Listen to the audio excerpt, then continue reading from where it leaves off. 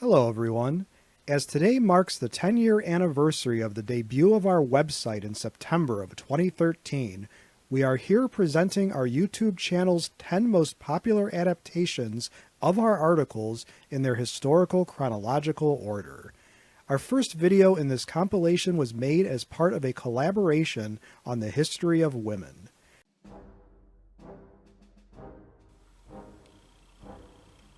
In December 530 BC, a few hundred years after the life and death of the historical inspiration for the legendary Asian queen Semiramis, another amazing ancient Asian queen reigned. This 6th century woman, Tomyris, whose name means brave, led her armies to victory against the forces of the First Persian Empire, then ruled by Cyrus the Great.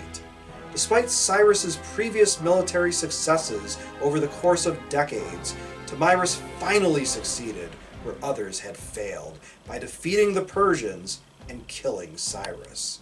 Although historical accounts about the exact details of Cyrus's death vary.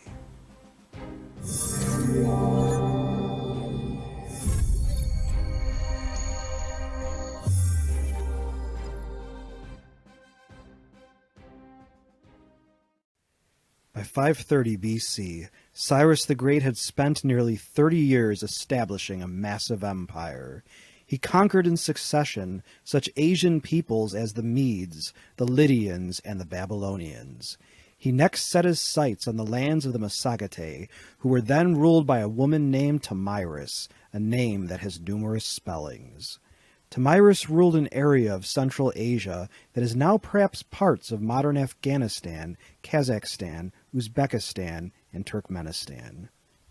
Desiring these Central Asian lands in an attempt to bring peace and stability to the northern borders of his empire, Cyrus, whose previous wife and queen had died several years prior, now offered marriage to Tomyris, whose husband had also died some time earlier. Nevertheless, being suspicious of Cyrus's intentions, Tomyris rejected his proposal, and so he instead prepared to take her kingdom by force. Tomyris warned Cyrus, "King of Persia, abandon your zeal for this enterprise. You cannot know if in the end it will come out right for you. Stop and rule your own people, and put up with the sight of me ruling mine. But no, you are hardly going to take this advice, since peace is the last thing you desire. If you really are committed to a trial of strength with the Massagetæ, you need not bother with all the hard work of bridging the river. We will pull back 3 days' journey away from the river, and then you can cross over into our land. Or, if you would rather meet us in your land, you withdraw the same distance." Cyrus decided to challenge Tomyris in her land. To defeat the Massagetæ, Cyrus set a trap. He learned that his enemy were not experienced with the effects of wine, and so he left a small force of Persians as bait for the Massagetæ to attack. After slaughtering this Persian bait, the Massagetæ discovered a large stock of food and wine at the Persian camp. The seemingly victorious Massagetæ then ate and drank themselves into a point of being relatively incapacitated when Cyrus attacked with a larger Persian force. The inebriated and surprised Massagetæ were defeated with many killed or captured, including Tomyris' son, Spargapesus. After learning that Cyrus had used trickery to capture her son, Tomyris angrily said, "You bloodthirsty man, Cyrus, what you have done should give you no cause for celebration. You used the fruit of the vine, the wine which you swill until it drives you so mad that it sinks into your bodies. Foul language rises up to your tongues. That was the drug? That was the trick you relied on to overcome my son, rather than conquering him by force and battle? Now I am giving good advice, so listen carefully. Give me back my son, and then you can leave this country without paying for the brutality with which you treated a third of the Massagetan army. But if you do not, I swear by the son who is the lord of the Massagetæ, that for all your insatiability, I will quench your thirst for blood." After Spargapesus recovered from his drunkenness and realized what had happened, he begged Cyrus for freedom. Cyrus obliged, but the humiliated Spargapesus quickly committed suicide. With his suicide died any remaining chance of peace between Cyrus and Tomyris. In the subsequent hard-fought battle between the forces of Cyrus and those of Tomyris, not only did the warrior woman's army defeat and manage to kill the great king and wipe out most of his Persians who fought in the battle, she subsequently had his corpse beheaded and then crucified, giving overkill a new definition. She reportedly even thrust his head into a wineskin full of human blood, declaring the following: Although I have come through the battle alive and victorious, you have destroyed me by capturing my son with a trick. But I warned you that I would quench your thirst for blood, and so I shall. Ancient historians wrote of her victory over Cyrus, including the renowned historian Herodotus. But as is often the case in these ancient accounts, those accounts were written a century or so after the actual events. Still, the exploits of Tomyris rank her high in the pantheon of great warrior women, and when 14th century pundits wrote of the female worthies, Tomyris was included by Eustache Deschamps and other writers. The 9 worthies was a list of great men in groups of 3 categories, pagans, Jews, and Christians, that appeared in the early 14th century by various authors. Apparently, a few decades later, it occurred to some poets to make another list of worthies that would enumerate 9 women of great accomplishment. These lists varied among authors. Although many modern people in the Western world may not be familiar with Tomyris and her deeds, she does appear in some wonderful works of art, including by the Baroque master Rubens, and her name is often given to newborn girls in Turkey and Central Asia, while a group of butterflies' scientific name bears her name, as does a minor planet, 590 Tomyris. More significantly to modern gamers, Tomyris appears in the August 6, 2016 release of Firaxis Games' Sid Meier's Civilization VI, joining the ranks of other legendary women rulers who have appeared in the series, such as Celtic leader Boudica. As a question for my female colleagues, why has everyone from medieval Christian Europeans to modern video game makers continued to consider this ancient Asian ruler worthy of comparison with other great women leaders in world history? What makes her story so compelling to so many people of such different backgrounds? A lot of women throughout history took up the sword in defense of their people. Yet Tomyris stands out as one of the most striking examples. After all, Cyrus the Great was such a formidable emperor. The idea that he could have been defeated in the end by an army that was led by a vengeful mother is certainly worthy of remembrance. There are many tales about the ancient female barbarians of the north, but the historians and poets of the past describe them mostly in generic terms. Herodotus gives us a vivid portrayal of one such leading lady. Many other female warriors engaged in epic battles, including Joan of Arc, Boudica, and Zenobia. Unfortunately, these women met defeat in the end. In the story of Tomyris, we find the legend of a brave woman who stood her ground against the most powerful army of the day, and won. As a question for my students and subscribers, do you consider Tomyris a worthy woman? Should she have accepted Cyrus's proposal of marriage? How might history have occurred differently had she done so? Please let us know in the comment section below this video.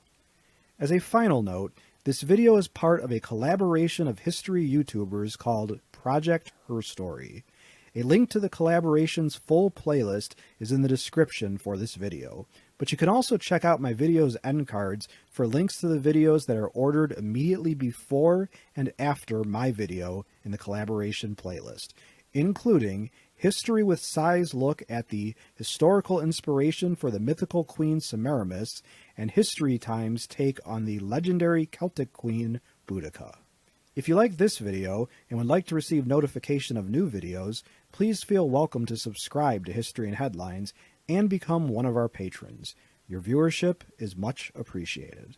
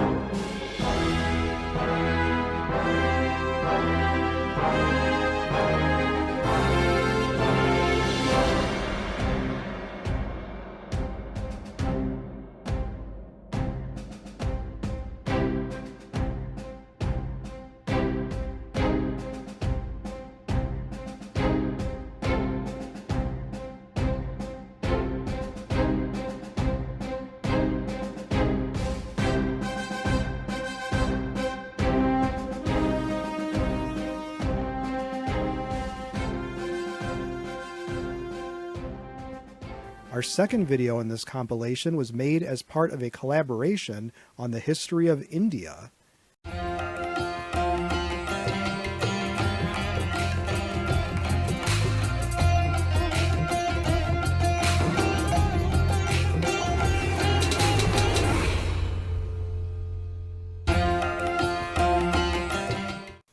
In 326 BC, Alexander III of Macedon, known more familiarly as Alexander the Great, having conquered the Achaemenid Empire of Persia, the largest empire within the ken of the Greeks of the time, turned his attention to the next great conquest, that of the fabled but little-known land of India. What exotic people and riches awaited the greatest conqueror of ancient times? With only one way to find out, Alexander once more mounted his armies and stepped forward to the Indian subcontinent, transiting the famous Khyber Pass.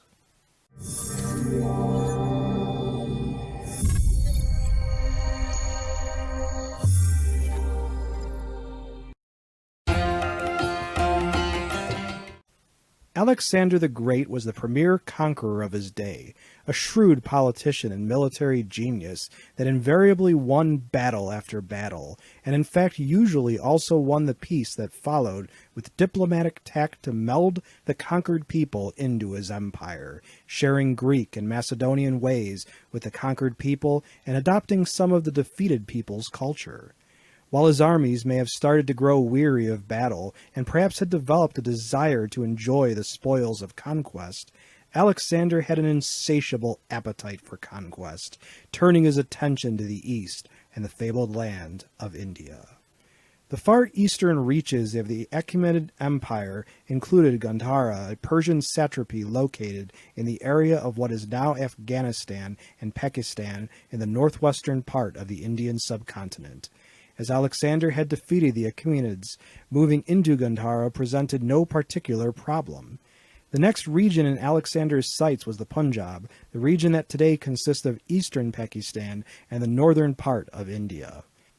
It was there in May of 326 BC that Alexander won a great victory over King Porus of the Parava kingdom at what is known as the Battle of the Hydaspes.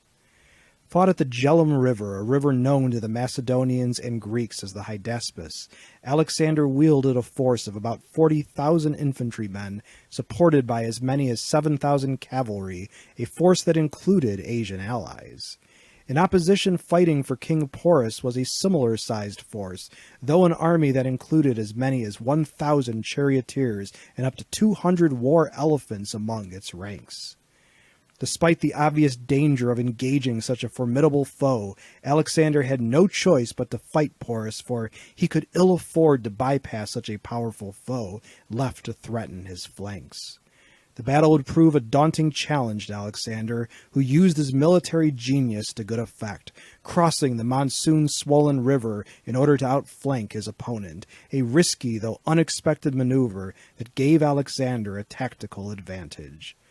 Prior to the crossing, Porus carefully monitored the position of the invading army as Alexander moved his troops up and down the river, searching for a fordable crossing. Alexander managed to make his crossing with a degree of secrecy, while leaving a major component of his forces behind to perform an enveloping attack once his initial force was engaged. Other components of Alexander's army would make other crossings to support the attack. Amphibious attacks are often called the most difficult of assaults, and river crossings are likewise among those attacks fraught with the danger of being overwhelmed during the crossing. Alexander managed the concepts of secrecy and surprise masterfully, and used the tactics of filling animal skins with hay to provide flotation for his men and animals. He also ordered his galleys and other boats to be cut in half or in threes in order to provide smaller, stealthier craft to perform his river crossing. The battle unfolded with Porus atop one of his largest war elephants, located with the other heavily armed and armored pachyderms at the center of his formation. Alexander eschewed attacking the strong front of the Indian formation, electing to attack the flanks to eliminate the enemy cavalry first. As the battle raged, the war elephants took a heavy toll on Alexander's infantry, stomping his phalanxes and goring men with steel-encased tusks. Although hard fought, with perhaps 1,000 of Alexander's men killed, the army of King Porus lost about 20,000 killed and captured. Alexander admired the courage and valor of Porus in the battle, and sent an emissary to entreat the king to surrender. Porus hurled his spear at the messenger, but instead of enraging Alexander, Alexander found the act of defiance to be inspiring. Finally, Porus agreed to surrender, and Alexander met him in a famous face-to-face meeting of great warriors. In recognition of the bravery of King Porus, Alexander spared his life and set up his former enemy as the proxy monarch of the new Macedonian acquisition. A late-arriving force of Indian soldiers, including a contingent of 70 war elephants, became part of the booty taken by Alexander. Alexander led his army to the boundaries of the next empire on his path to north-central India, the Nanda Empire, but here his weary men demurred, longing for a respite from the constant fighting and travel further and further from their homes.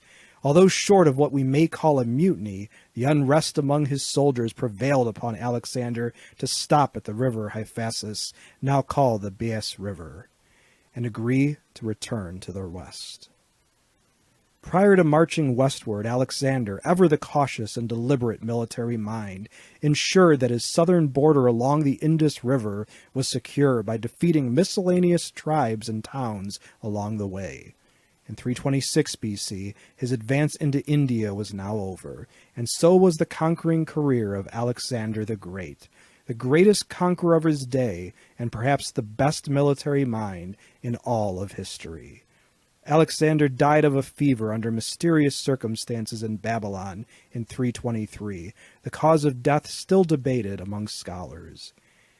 The invasion of India by Alexander and his eclectic armies was highly successful and had resulted in the defeat of a great and powerful enemy, though it had stopped short of the endless advance envisioned by the eternal warrior Alexander the Great. Was it even possible for Alexander to prevail against the enormous armies that lay before him in India? While such speculation is exactly that, just speculation, the task of encountering vast numbers of Indian soldiers would have taken an extreme toll on Alexander's corps of Macedonian and Greek soldiers, and quite possibly led to his eventual defeat. Or not. Who knows? As a question for my students and subscribers, what if Alexander managed to motivate his men to march on when they mutinied? What if he had lived longer and returned to India to renew his campaigns there? In either scenario, could he have conquered all of India? Please let us know in the comments section below this video. This video is part of a collaboration of several history YouTubers concerning Indian history. Please see the link in the description for this video for the complete playlist. For the video before mine in the playlist, please see Useful Charts video on the Mahabharata family tree, and for the video after mine in the playlist, please see History's video on the Mauryan Empire. If you like this video and would like to receive notification of new videos, please feel welcome to subscribe to History and Headlines and become one of our patrons. Your viewership is much appreciated.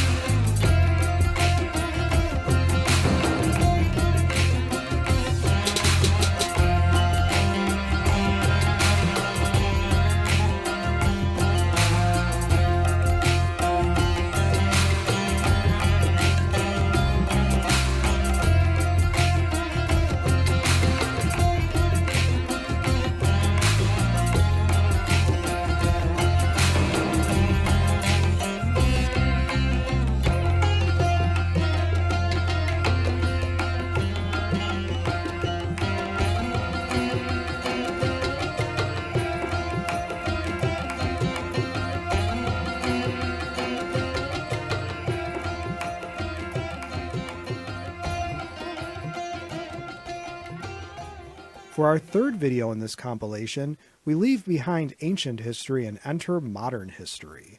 On May 23, 1901, the Attorney General of Paris, France received an anonymous note that a woman was being kept prisoner by her own mother. Police were dispatched to investigate and found a skeletal Blanche Monnier locked up in a small, windowless room in appalling mental and physical condition.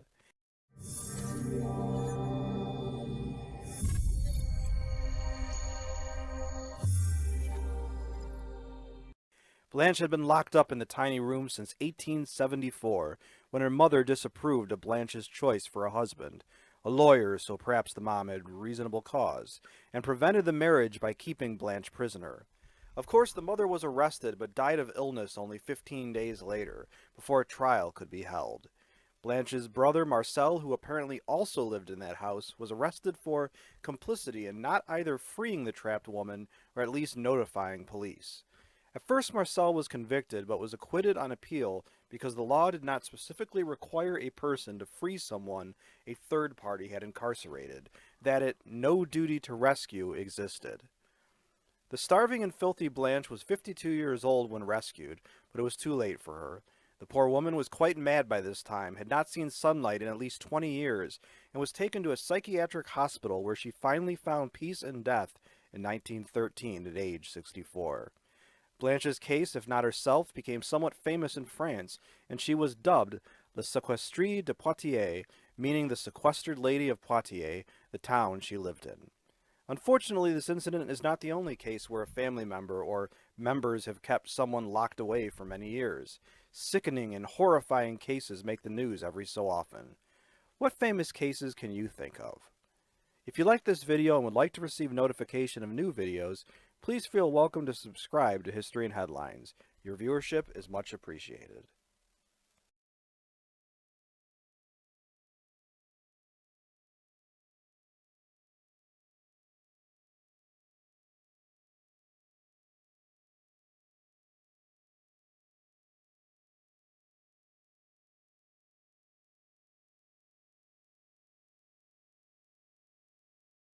For our fourth video in this compilation, we enter the nuclear age.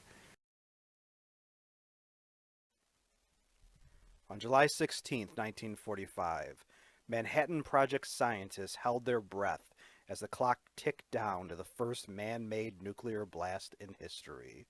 Over a period of almost 6 years from its feeble first steps, 3 years as a project in earnest, through 130,000 people working on the project, and $2 billion in taxpayer money, the finest scientists in the world had developed methods of enriching uranium to a state where its nucleus could be split and creating plutonium, the two materials needed for the two different types of atomic weapons being considered.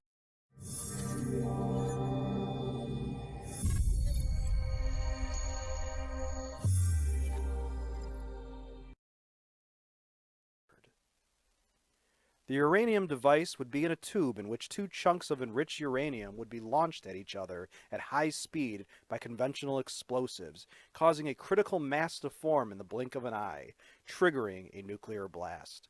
This type of weapon is often referred to as the gun type. The plutonium device would be a hollow ball of plutonium with precision explosives around the outside, meticulously timed to blow up all at the same time, causing the hollow sphere to implode, creating a critical mass in a fraction of a second, and subsequently the desired nuclear blast, what is known as an implosion device. Note, obviously the descriptions of how nuclear bombs works are greatly simplified, and the preceding paragraph is paraphrased in common vernacular. President Roosevelt had been warned by Albert Einstein that Germany, and maybe Japan, would be working on developing nuclear weapons, and that if the U.S. and allies did not want to get blown off the map, we better develop such weapons first. At 5:30 a.m. on July 16, 1945, the entire point of the Manhattan Project was on the line as a plutonium implosion device suspended 100 feet above the desert was exploded. Although the nuclear physicists on the project were reasonably confident of their calculations, no one knew for sure how big the blast would be, and whether or not the atmosphere would become part of the chain reaction, ending mankind. when the brilliant fireball and mighty blast went off, the equivalent of 20,000 tons of TNT, it left a 250 feet wide crater in the desert, with sand fused to glass. A mushroom cloud 7.5 miles high, and the blast could be felt 100 miles away. People as far away as El Paso could hear the explosion. The scientists and budget planners were right. A practical bomb could be made, and it would be a city destroyer. Now the question was how and if to use it. Despite some opposition and some sentiment toward giving the world a demonstration over an unoccupied target, President Truman and his advisors decided Japan must have a city destroyed by an atom bomb to convince them to surrender. The debate over whether or not this was necessary still rages today, with critics claiming the Japanese were on the brink of surrender anyway, and proponents saying that the terrible price paid to conquer Okinawa showed that an invasion of Japan would cost tens of thousands of American lives, probably hundreds of thousands. Besides, the Soviets were poised to make a land grab of as much Japanese territory as possible, and U.S. planners may well have intended to impress and intimidate the Soviets as much as the Japanese. Less than a month after Trinity, 2 Japanese cities lay in smoking ruins, and over 100,000 Japanese were dead and more were dying. Was that the right thing to do? Give us your opinion.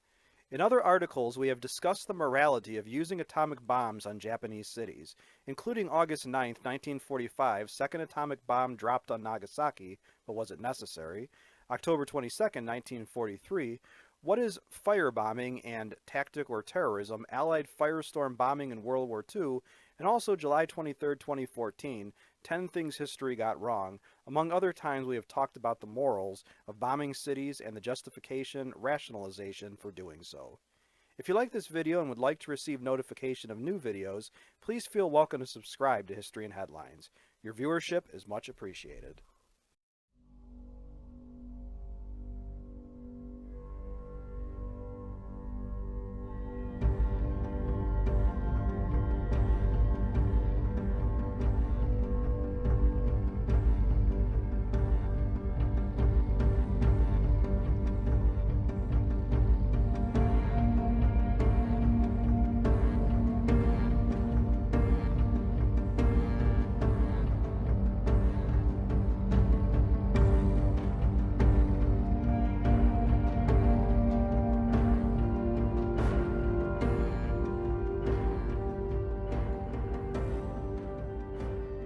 For our 5th video in this compilation, we explore a tragic moment in the history of sports.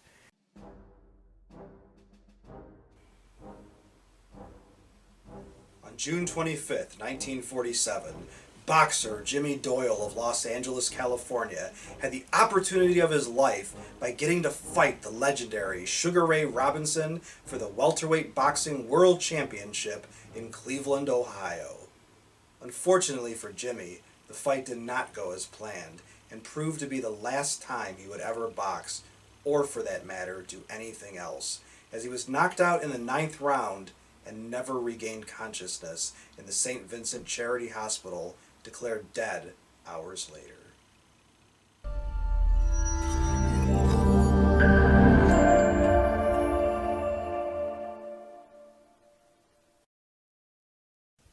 While it is not rare for a boxer to succumb to injuries incurred in the ring, with somewhere in the area of 500 boxers known to have died because of boxing injuries, having a title contender killed during a championship fight is unusual.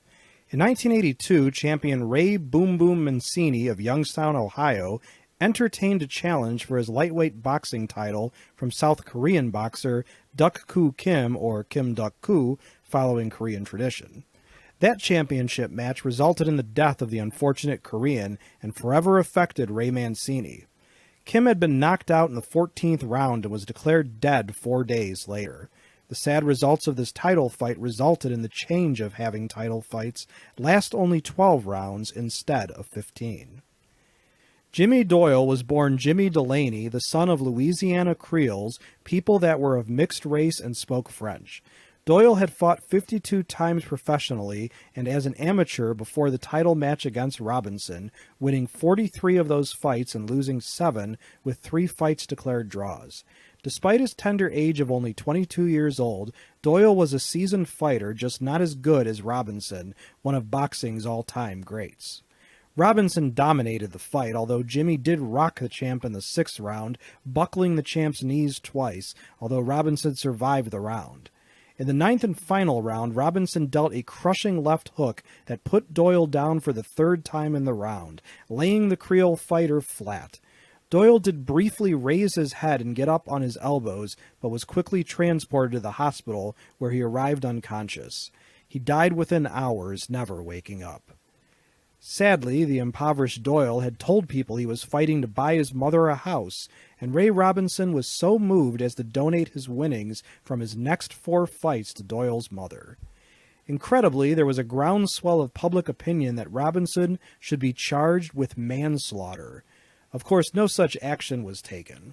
It was later revealed that in Doyle's native California, his boxing license had been suspended because of severe knockouts he had endured, and the State Athletic Commission would not sanction Doyle fighting in California.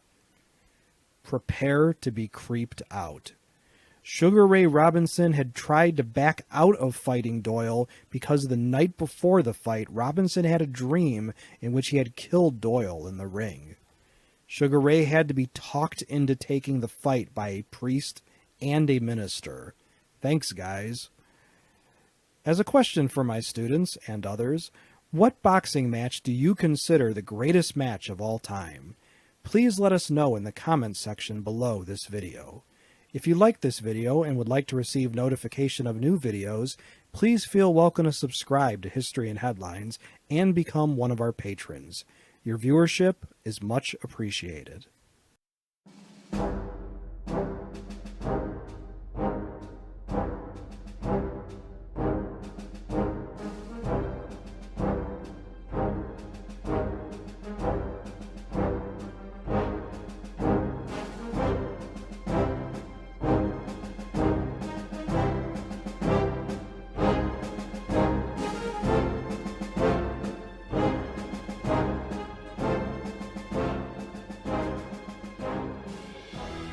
Our 6th video in this compilation once again concerns modern warfare.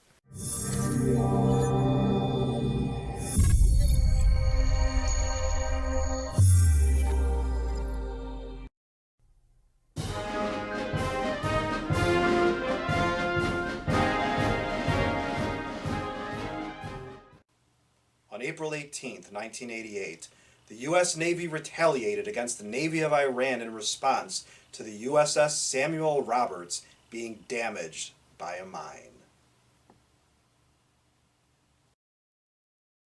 Iran and Iraq engaged in an 8-year war that threatened to stop the flow of oil in the Persian Gulf, something that would have catastrophic economic consequences for the U.S. and Europe.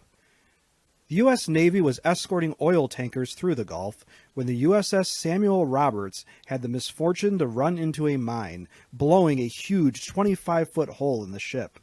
Although no U.S. sailors were killed, the ship was saved only by skilled and heroic action by the crew.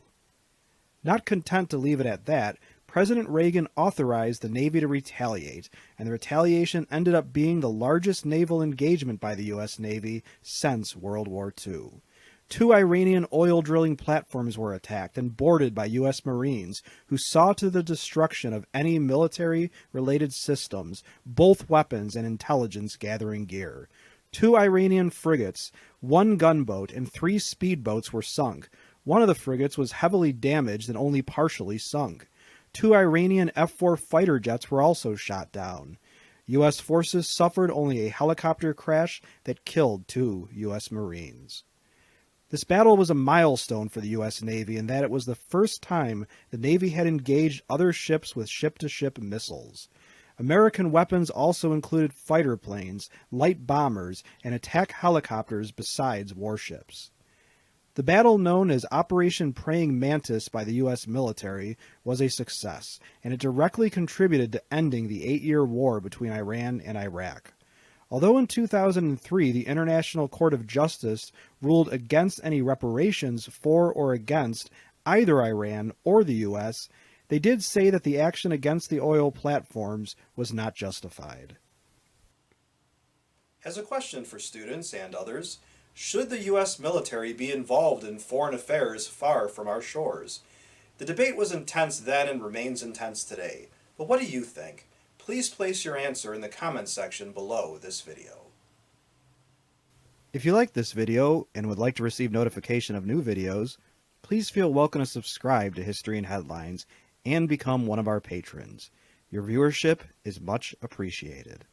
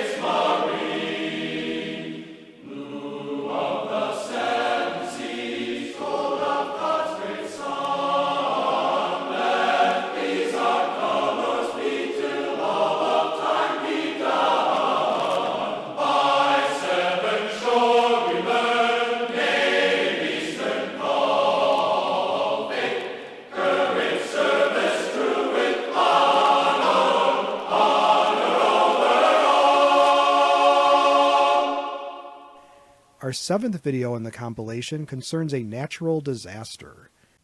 On June 15, 1991, Mount Pinatubo on the Philippine island of Luzon erupted with a massive blow.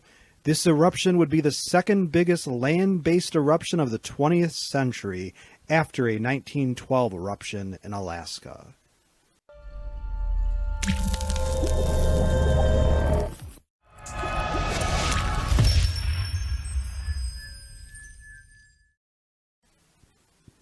Digging deeper, we find that the massive eruption cost at least 847 people their lives and would reduce the size of the ozone layer in the upper atmosphere and affect global temperature for the next 2 years, as evidenced by a 1 degree Fahrenheit drop. Although unassuming and covered in trees, Pinatubo was a sleeping monster, its last eruption having been in 1500 AD. When it did erupt, it blew more ash into the Earth's atmosphere than any other eruption since the 1883 eruption of Krakatoa. Just how big was this massive volcanic eruption that reduced the summit of the mountain by 1,100 feet? About 22 million tons of sulfur dioxide and 10 billion tons of lava, the equivalent of 2.4 cubic miles of melted rock, were released. Flows of magma, as lava is called beneath ground, brought a stunning quantity of metals to the surface, including 880,000 tons of zinc, 610,000 tons of chromium, 11,000 tons of arsenic, and 660 tons of copper. Other metals released in massive quantities included nickel, lead, cadmium, and mercury.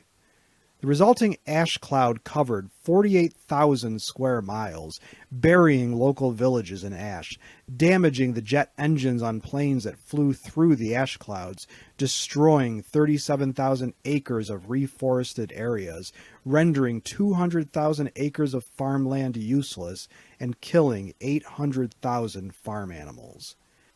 Untold tons of ash turned into mud which flowed over the island when it rained, creating new devastation and displacing persons and leaving them in unsanitary conditions. Around 1.2 million people lost their homes. Furthermore, the United States military ended up abandoning Clark Air Base and Subic Bay Naval Base adding to the financial loss for the Philippines. The total economic loss is hard to calculate, was probably over $500 million in the short term. As a question for my students and subscribers, when and where will the next giant eruption take place? Scientists cannot say for sure. They can only monitor the instruments and hope to be able to give as much warning as possible. A big enough eruption or series of eruptions could have a devastating impact on all of mankind. Since we cannot stop such natural disasters, all we can do is hope they do not happen for a long, long time. Please let us know your thoughts in the comment section below this video. If you liked this video and would like to receive notification of new videos, please feel welcome to subscribe to History and Headlines and become one of our patrons. Your viewership is much appreciated.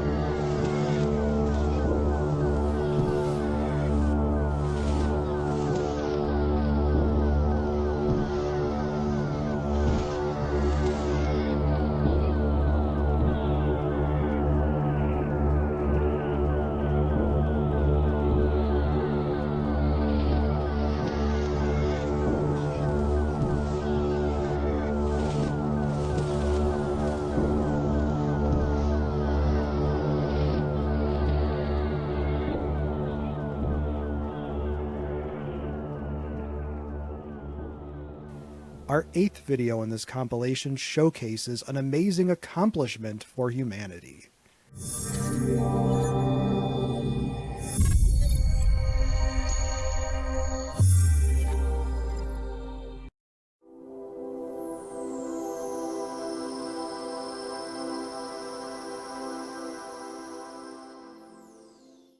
On November 20th, 1998, a huge step in the history of space exploration took place when the Zarya segment of the International Space Station, or ISS, was launched.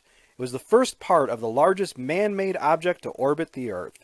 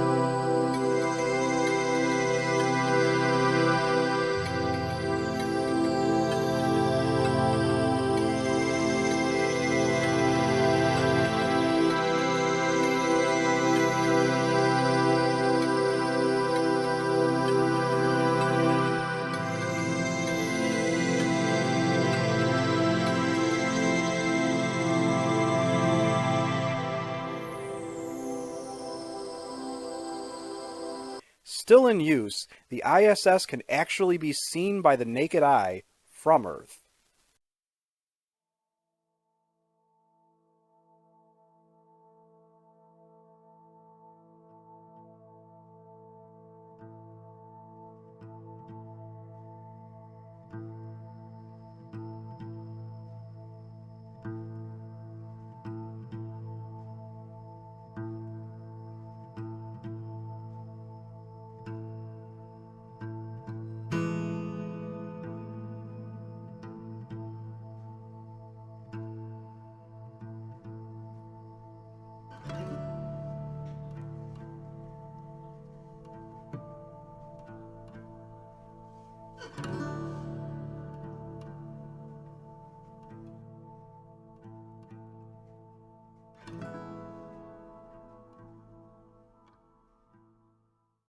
Zarya, which means sunrise in Russian, was designed by the Russians for use with their Mir space station.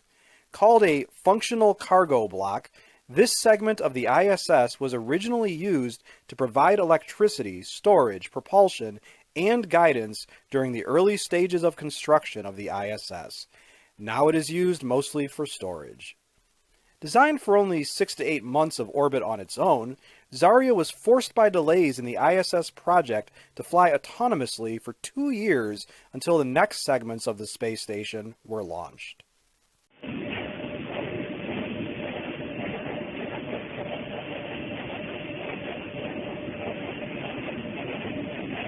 T-minus 60 seconds and counting. Everything is still looking good for launch of Space Shuttle Endeavour from Kennedy Space Center in Florida. T-minus 50 seconds. And we are transferring to orbiter internal power at this time. Endeavour is now running off at 3 onboard fuel cells. Coming up for auto sequence start.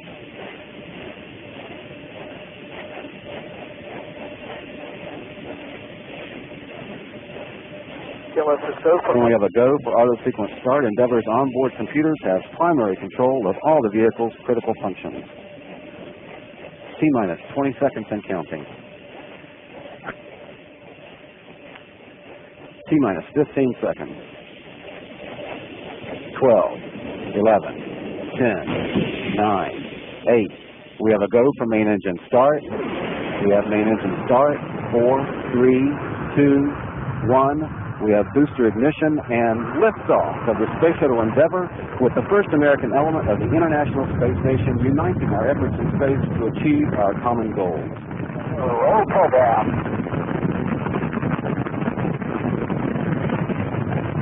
Houston's now controlling. Endeavour's rolling on the course heading northeast from the Kennedy Space Center toward a 240-mile-high rendezvous with the Zarya control module.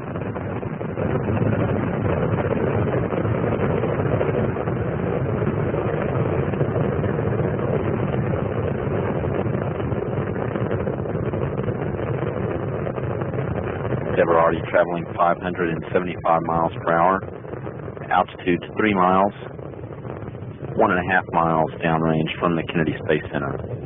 3 engines on board now throttled down to 2/3 throttle to prepare the spacecraft to pass the area of maximum aerodynamic pressure, also called max Q. Throttle up.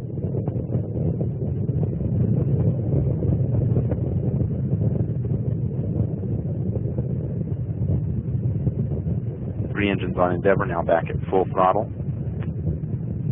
Endeavour, you're good. Throttle up. Roger, go throttle.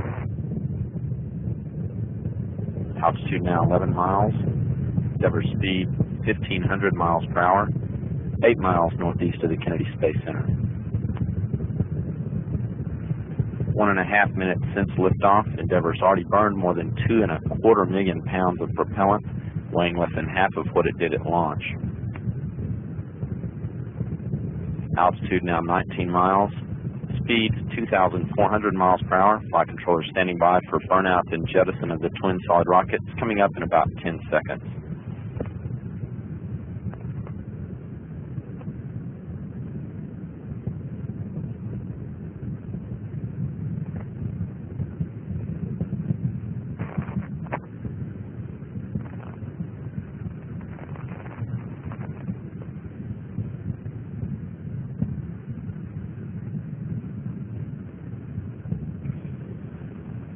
Booster officer confirming a good separation of the twin solid rockets. Endeavour's speed now 3,200 miles per hour. It moves into its second stage, 3 main engines.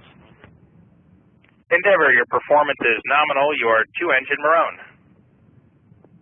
Performance nominal, 2-engine Maroon. That call indicating that all performance for the spacecraft right on target. All engines operating normally. Altitude now 42 miles. 61 miles northeast of the Kennedy Space Center. Zarya was paid for and owned by the United States as part of the American contribution to the ISS, but it was built in Russia and launched from Kazakhstan. Weighing in at 21 tons, Zarya is 41 feet long and 13.5 feet wide. Zarya was chosen over the U.S.-built Lockheed Bus 1 because of price, $220 million compared to $450 million. Hello, I'm Sunny Williams. I'm up here on the International Space Station. So we're going into the Russian segment. Be ready. You don't need a passport either.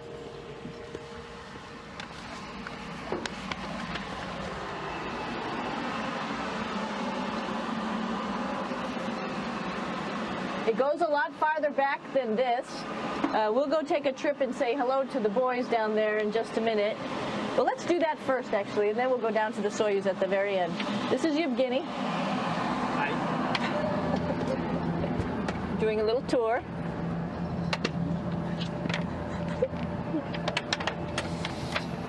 This is the FGB, and what's cool about this module, it is actually the very first piece of the space station that came up in 1998. The space station has been around for about now manned for 12 years, but it's been up in space for about 14 years. And this was the very first. It is like the Russians' PMM. It has a lot of storage, as you can see.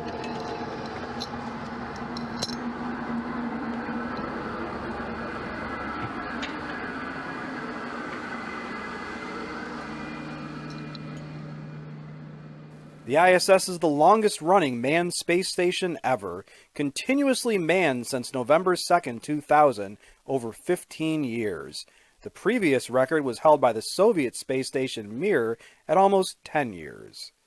The massive dimensions of the ISS are a length of 239 feet, a width of 356 feet, and a height of 66 feet. The ISS weighs just under 1 million pounds and is expected to be in service until at least 2024. Russian and American talks of a replacement program are taking place out of the public eye at this time. The ISS provides a platform for conducting a wide range of space-related experiments and research, as well as monitoring weather patterns on the Earth and observing outer space. The ISS or follow-on space stations may even serve as a way station for further forays into deep space, perhaps as a staging base for trips to the Moon or Mars. The ISS also provides a means to integrate persons from other countries into the realm of space travel as a form of cultural outreach, as well as inviting students from around the world to submit experiments that may be performed on the station. By 2015, the ISS consisted of 14 pressurized modules with the ability to discard and replace modules as needed. Several new modules have been planned, with modules scheduled for 2016 and 2017, delays having prevented earlier integration of the new modules. Several other modules that were planned have been canceled for a variety of reasons, such as the retirement of the U.S. Space Shuttle program. Many other unpressurized modules containing various machinery and equipment also are attached to the ISS, both for sustaining the station and performing experiments. An orbit of the Earth takes only 92 minutes, and the ISS has done this almost 100,000 times. The complexity of life support and energy production on the ISS precludes discussion here, but besides numerous written sources for background information, interested people can consult NASA's live webcam from the ISS or read NASA's daily ISS reports. These are just a few of the many resources available to keep track of the ISS. As a question for my students, has it been worth the approximately $100 billion to keep 6 people in space for the last 20 years? Please give us your thoughts on the relative value of the space program and what the goals of such a program should or should not be.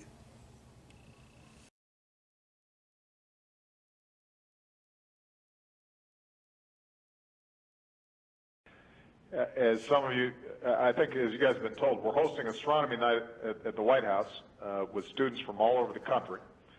I don't know if we're going to be able to see it through our telescope. I don't think it's that powerful. But I can't tell you how inspired these kids are when they think about what you're doing. And my suspicion is that your Instagram feed alone has probably set a bunch of young people on a new course. And there are going to be some of the kids who are coming here tonight who've never known a time where we didn't have an astronaut or two living on board the space station with 15 years of continuous human presence up there. So congratulations to you and to Chell and everybody at NASA. I hope more young people get to see some of the incredible things that you're doing. And as you know, I've tasked NASA to put us on a journey to Mars, and you're part of that process of helping us reach this goal. So really, really proud of everything that's going on. Well, thank you, sir. It's it's a real privilege to be part of such a great program. We're doing a lot of great science up here. Over 400 experiments while I'm here for this year, and a lot of those are to getting us on this journey to Mars. And it'll be great to see it be a success, and hopefully some of those kids that'll be there tonight will be part of that in some capacity or another. If you like this video and would like to receive notification of new videos, please feel welcome to subscribe to History in Headlines. Your viewership is much appreciated.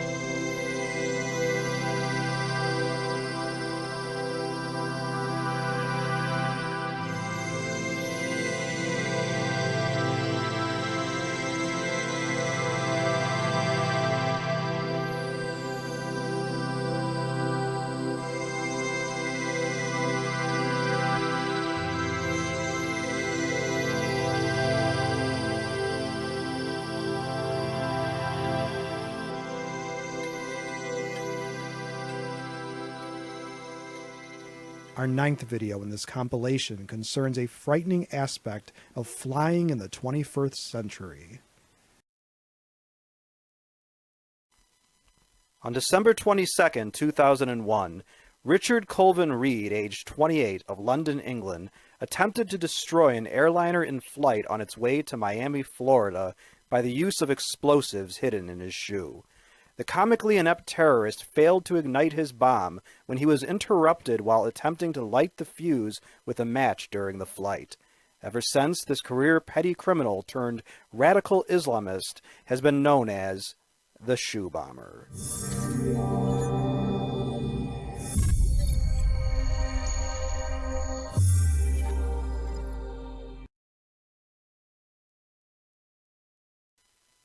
Reed was born in London in 1973 to a white English mother and a father of mixed heritage, Jamaican, African, and white. He grew up to be a career petty criminal, engaging in graffiti and minor crimes, later graduating to strong-arm robbery. This loser was in and out of jail often during his youth, culminating in a 3-year sentence in 1992 for multiple robberies. In prison, he became a convert to Islam and was radicalized against Western culture. When released from prison in 1998, Reed associated with anti-American Muslim radicals and caught the attention of terrorist recruiters. In 1999 and 2000, Reed traveled to Pakistan and Afghanistan, where he was trained as a terrorist. Reed returned to Britain in 2000 and continued to travel to the Middle East and Europe, including to Israel. In 2001, Reed went to Afghanistan, where he was given the infamous shoe bomb intended to take down a Western airliner. Reed traveled to Paris, where he boarded American Airlines Flight 63 for Miami, Florida. It seems the Islamic terrorists of that period were obsessed with American Airlines, as if the company was the national airline of the United States or something. When Reed tried to light the fuse to his shoe bomb, a passenger complained of smelling a lit match, and pointed Reed out to a flight attendant. Reed pretended he was going to light a cigarette and promised not to smoke when he was told he was not allowed to smoke.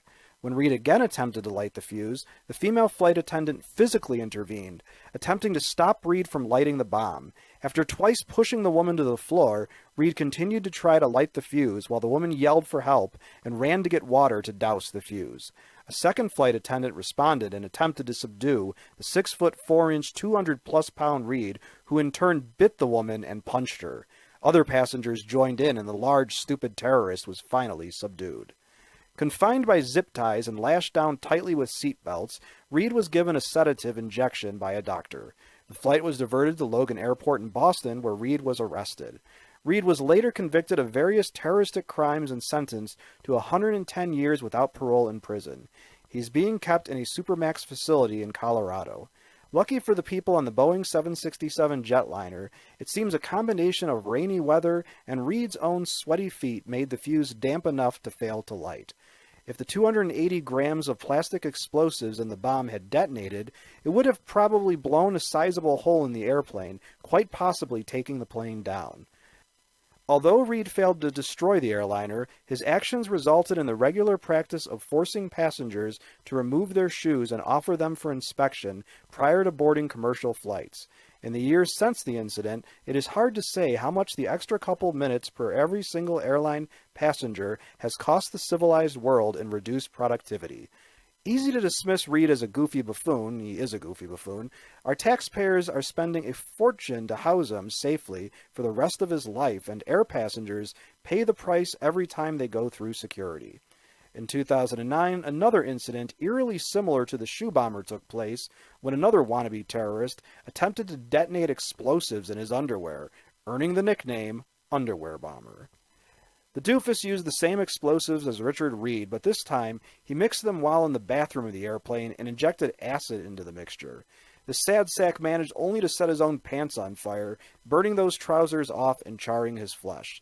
That man is also in the same Supermax prison as Reed, and like Reed, his actions result in even more aggravating procedures and regulations making flying on commercial airlines even more irritating and slowing things down. Both of these incidents show just how close we came to losing two giant airliners with 200-plus passengers each to relatively low-tech, low-intellect terrorist recruits. The thought is chilling.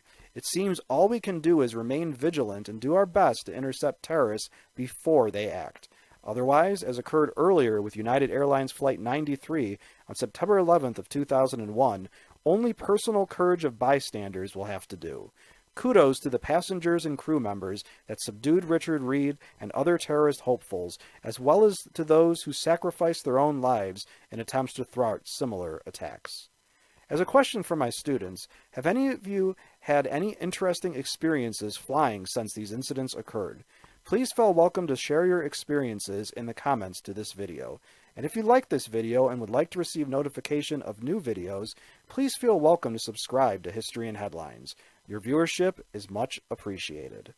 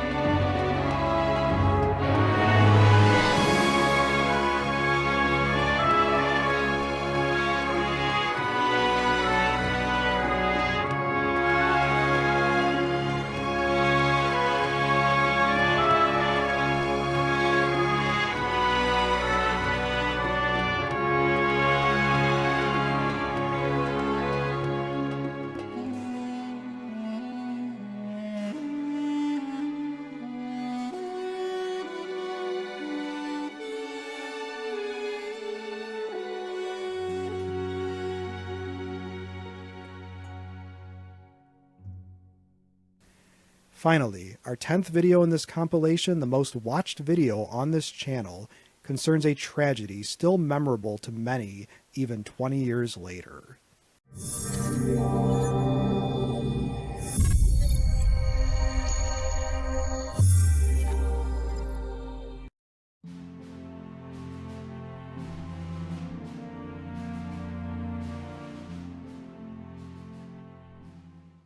On February 1st, 2003, the United States suffered the second loss of a space shuttle, this time the Columbia.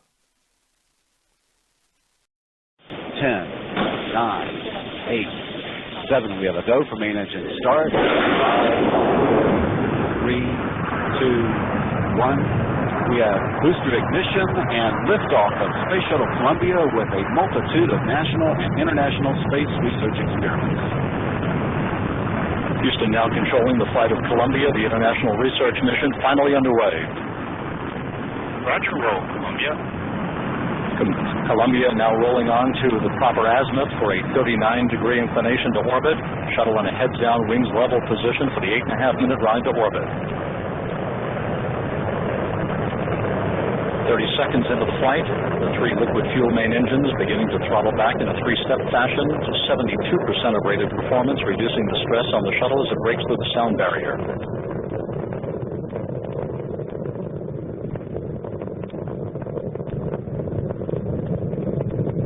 Columbia already 2.5 miles downrange from the Kennedy Space Center, 4.5 miles in altitude. The main engines beginning to rev up to full throttle, 104% of rated performance.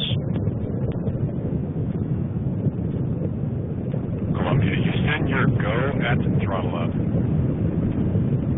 We copy, go and throttle up. The throttle up call acknowledged by Commander Rick Husband, joined on the flight deck by pilot Willie McCool, flight engineer Colton Achagua, and mission specialist Dave Brown, mission specialist Laurel Clark, payload commander Mike Anderson, and payload specialist Ilan Ramon seated down on the middeck. 1 minute, 26 seconds into the flight, Columbia 10 miles downrange, 13 miles in altitude, traveling at 1,800 miles an hour.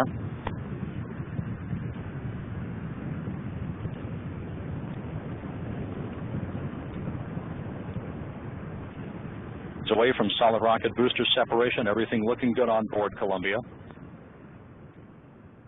Digging deeper, we find Columbia at the completion of its 28th mission, and ready to start re-entry into Earth's atmosphere at about 8:10 a.m. for an estimated 9:16 a.m. landing in Florida. Speeding around the Earth at over 20 times the speed of sound, Columbia was doomed, and the crew did not know it. I'm done. Okay. Can I give this to you? I don't have that bag anymore. Okay, then don't worry. I can go tape it up here if you want. That's a good idea. So you ready for the camera, Laura, you said? 1 minute. Okay, no rush. Got plenty of time.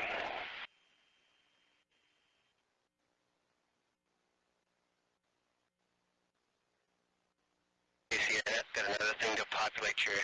Alright. I got it, really.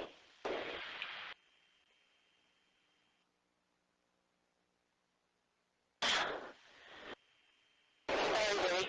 No problem. Okay, You want the whole thing or just the camera? whatever's easier for you. I think we talked about the whole thing. Let me see, wait a minute. Yeah, the whole thing, because I'm going to give it back to you, right? No, you're not. You're going to plug in that one. I'm sorry. We talked about. Yeah. Okay. 2 minutes to enter Air Force.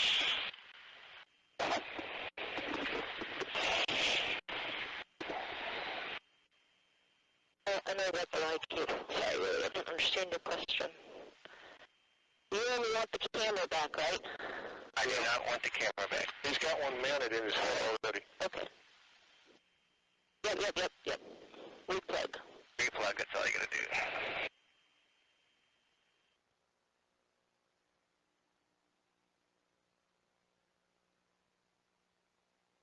When do we start moving our head around, Rick? When we start getting a little bit of cheese on it? A little bit of cheese, yeah.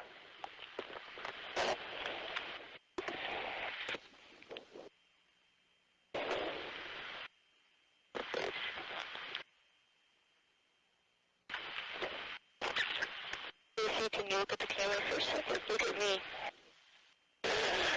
You see me? Yep. There.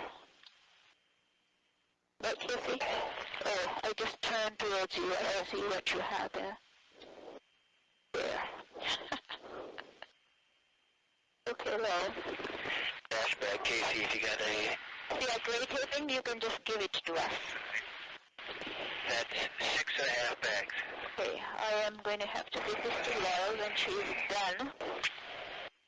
I'm going to gray tape it behind, hello cord behind the seat. I think this is light enough that it will stay.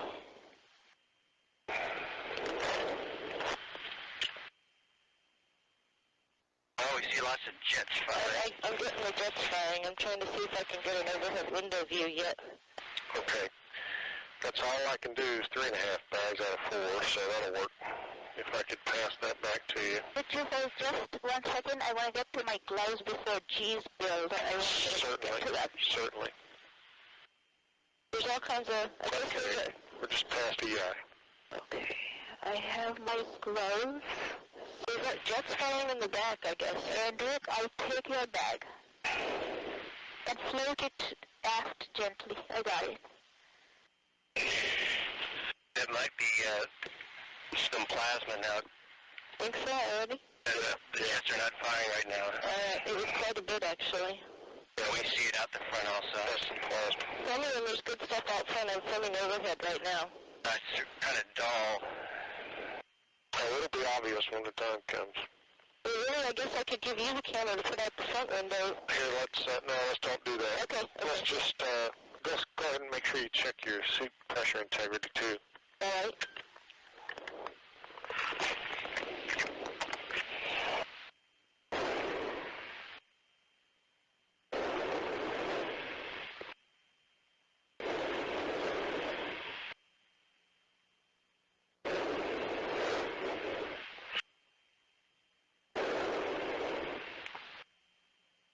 And com check on intercom with the visors down.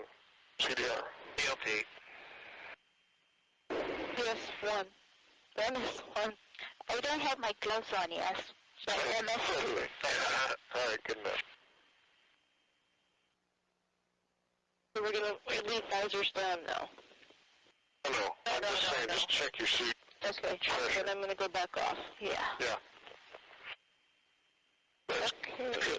good enough for me to see. I'll check one other thing.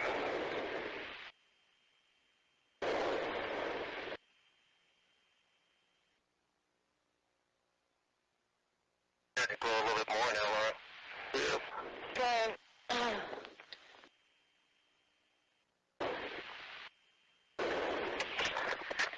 Okay, all that's working.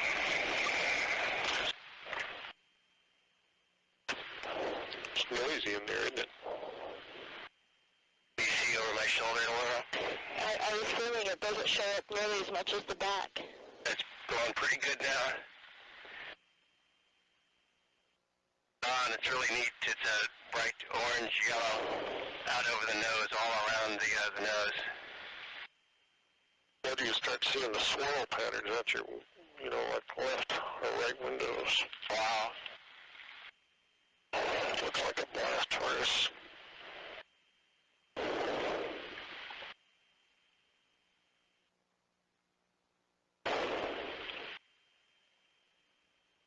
See here.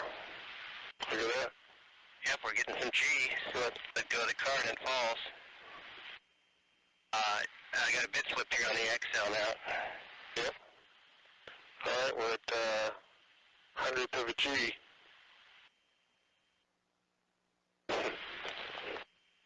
This is amazing. It's really getting fairly bright out there.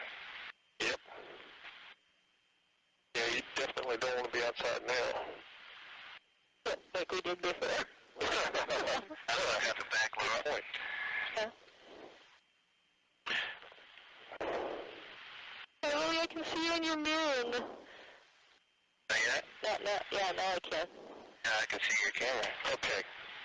Okay, stop playing. Okay, 22, 10, 52 is what we were looking for. Okay. 10:16, right? That's 16 right here. Yeah, 22, 10, 16. Yeah, 22, 10, 16. That's right. Sorry.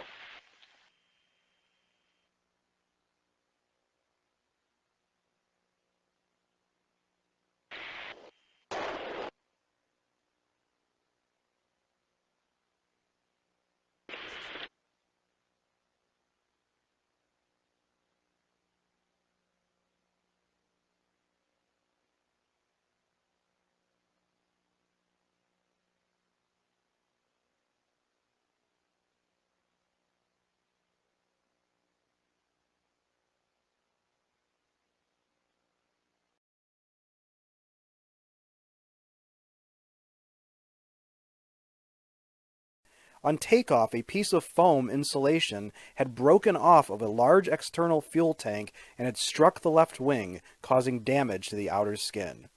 As the shuttle entered the atmosphere at about 400,000 feet of altitude, the tremendous speed compressed the atmospheric gases, creating extreme heat, a normal situation. Unfortunately, this time the hot gases were able to penetrate the internal structure of the wing and began to destroy its structural integrity. As it passed over the West Coast, people on the ground in California, Nevada, Arizona, and New Mexico began seeing bright flashes coming from Columbia. By the time the doomed spacecraft was over Texas, what had been a slow disintegration suddenly became fast. As the shuttle began to break up, the passenger compartment lost pressurization, and the craft went wildly out of control. The crew had little time to react, and their safety harnesses failed to keep them in place. As the ship disintegrated, thousands of pieces of debris, including body parts of the crew of 7, fell over Texas, Louisiana, and Arkansas. Government authorities advised the public not to touch any of the debris and to report their location. That did not stop enterprising people from gathering pieces and trying to sell them on eBay. The government put a quick stop to that. The post-accident investigation found that NASA officials were aware that foam had also broken off of and had struck previous shuttles, but thought that was an acceptable risk. They had also been aware of the foam hitting the wing this time, but apparently thought there was nothing they could do about it and did not notify the crew or take any actions to mount a rescue flight. It was initially reported that no rescue flight was possible, but investigators found that there was indeed a chance one could have been mounted in time to rescue the crew or fix the damage. The investigators were critical of the NASA bureaucracy's decision-making, which resulted in some reorganization at NASA. As with the Challenger disaster, the Columbia tragedy resulted in a 2-year hiatus of shuttle flights. Future flights had much of the dangerous foam removed from the fuel tanks, and further crew survivability measures were implemented. No further shuttle disasters occurred, and the remaining shuttle fleet was retired in 2011. A bizarre aspect of this disaster is that worms in a petri dish taken into space as part of an experiment were found to have survived the crash. As a question for my students, do you remember seeing the Columbia disaster on television when it occurred in 2003, or did that tragic event occur before you were born? If you like this video and would like to receive notification of new videos, please feel welcome to subscribe to History in Headlines. Your viewership is much appreciated.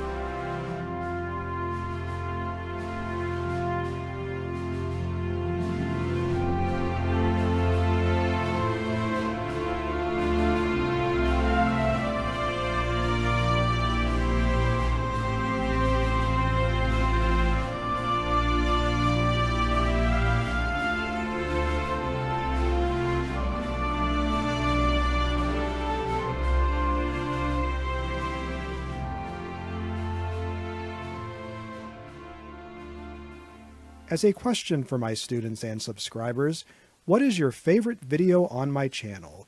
Please let me know in the comments section below this video. Here is a possible answer to this question. Hey there, congratulations History and Headlines. This is an amazing milestone. I just want to say that one of my favorite articles or videos is,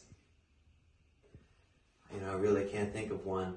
I think some of the most special times are when you get the same date, for example, what happened on this date, or the special events that happened on this specific date, and they align with something that's important to them, like an anniversary or a birthday.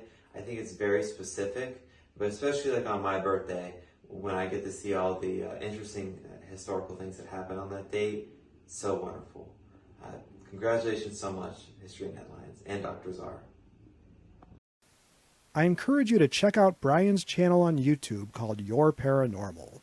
If you liked this video and would like to receive notification of new videos, please feel welcome to subscribe to History and Headlines and become one of our patrons. Your viewership is much appreciated.